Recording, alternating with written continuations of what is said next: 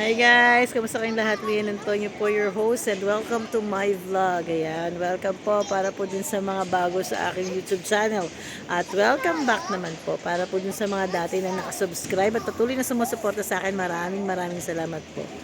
Ayan, for today's video, wala ka nalaman sa aking kapaligiran. No. Actually, bumaba kami ng aking mga alaga to get a parcel of my madam. Ayan, parcel, yun. Naiangat ko na siya kaya hindi ko na siya maipakita ha.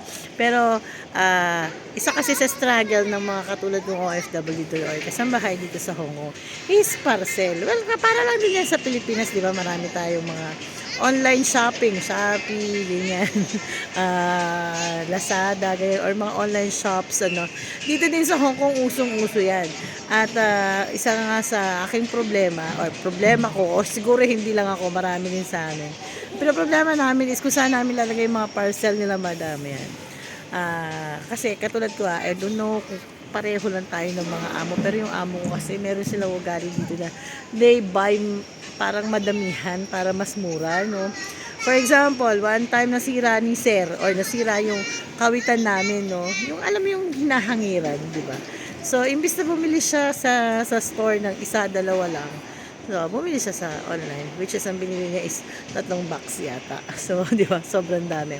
Tapos one time, yung aking alaga, no, meron siyang laruan gustong-gusto na kung bibili mo sa store is siguro nasa $50 siya. So sabi ni sir, next time na lang kasi hindi na sila nakabili by that day. So yun, nag-order siya on shop o online. Bumili siya ng isang box. Di ba? Kasi ang katwiran niya, mas maganda na yung bumili ka ng maramihan kasi nga raw is mura. At saka isa pa, pagka nawala may spare. Kaya lang ang problema, nagiging bulky siya. So yun nga, hindi naman siya nagagamit. So yung alam niyo naman dito sa Hong Kong is maliliit lang yung mga bahay. So wala kaming storage, no.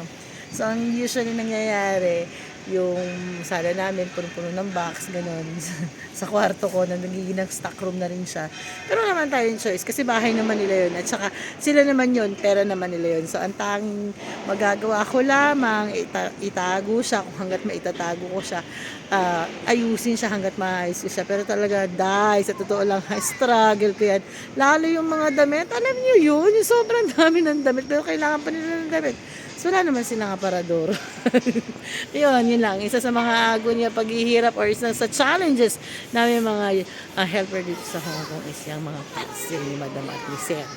So, yun lang. See you for my next video at sana huwag kayong magsawang sumuporta. Bye-bye! Ciao lang!